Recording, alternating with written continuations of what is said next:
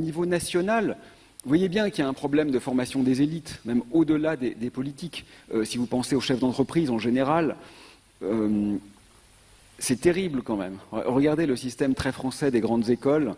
Est-ce que vous croyez vraiment que si vous contemplez les épreuves du concours d'entrée à l'école polytechnique, les compétences qui sont évaluées sont celles qui vont permettre de faire évoluer notre monde vers un mieux vivre?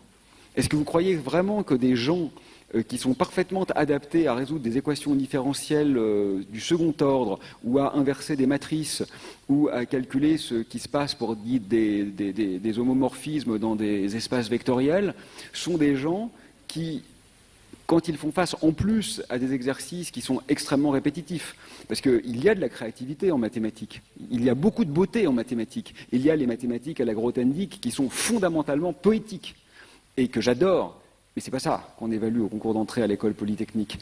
Et donc, est-ce que vous croyez vraiment que ces gens-là, qui sont par ailleurs tout à fait respectables sous tout rapport, on est bien d'accord, mais sont ceux dont nous avons besoin pour essayer de penser un ailleurs radical à la situation absolument catastrophique dans laquelle nous nous trouvons? On les recrute, on les choisit, on les sélectionne parce qu'ils savent reproduire rapidement les exercices auxquels ils ont été entraînés sans aucune variation dans la méthode. Franchement, c'est ça dont on a besoin? Ça n'a aucun sens.